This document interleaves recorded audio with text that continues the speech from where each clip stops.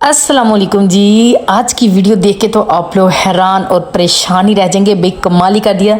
कैसे हैं जी आप लोग? अल्लाह ताला आप लोग को बहुत पुरसुकून खुशियाँ और कामयाबियाँ देने की तौफीक दे।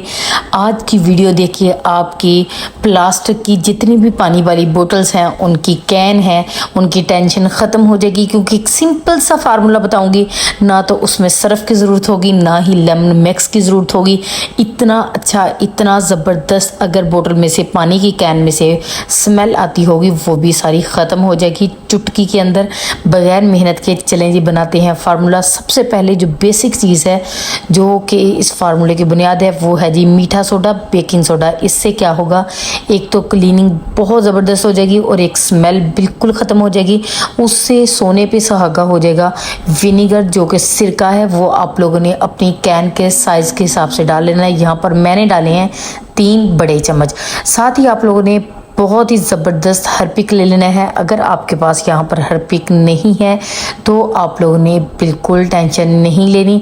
आप लोगों ने इसकी जगह, अगर आपके घर में काला तेल है तो आप लोग वो भी यूज़ कर सकते हैं। फार्मूला आपका सेम ही बन जाएगा।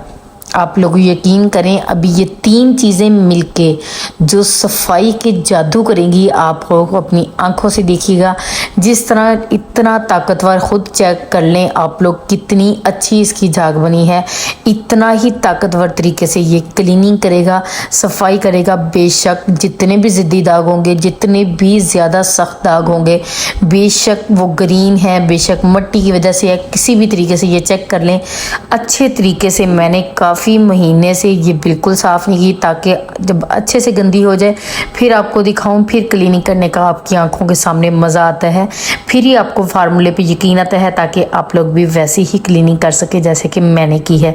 अब आप लोगों ने 2 चम्मच जो हैं वो इसी को फार्मूले के इसके अंदर डाल के, उसके बाद नेक्स्ट स्टेप बहुत ज़रूरी है देखने, ताकि आपकी क्लीनिंग भी सेम मेरी तरह अच्छी हो। बाद में मैंने ढकना जो इसका था वो बंद कर दिया था। अब आप लोगों ने इस तरह का स्पंज लेना है, इसके ऊपर अच्छे तरीके से लगा के पहले हम लोग अंदर वाले हिस्से पे लगा लेते हैं, ताकि इसके अंदर से जितनी भी वो मिट्टी की वजह से या पानी की वजह से कुछ भी हरियाली सी या जिस तरह की भी गंदगी अंदर होगी, उसको आप लोगों ने सिर्फ ये फार्मूला लगा के हल्का सा प्रेस करना है, रब करना है। आप लोग यकीन करें, जैसे जैसे आप लोग इसके अंदर वो स्पंज को लगाते जाएंगे, वैसे वैसे ही सारी चीज़ें जो है वो तरोताज़ा होकर निकलती जाएंगी। अब आपको ज़्यादा मेहनत की ज़रूरत बिल्कुल भी, ये नीचे वाला हिस्सा खुद चेक कर लें कितना ज़्यादा गंदा है। लेकिन अभी जब हम लोग सफाई कंप्लीट कर लेंगे, आप लोग खुद देख के हैरान रह जाएंगे कि भाई फार्मूले ने तो कमाल ही कर दी है, भी इतना इजी बगैर मेहनत के। अब आप लोगों ने स्टील वाली जाली ले लेनी है, अच्छे तरीके से अंदर से रब करना है।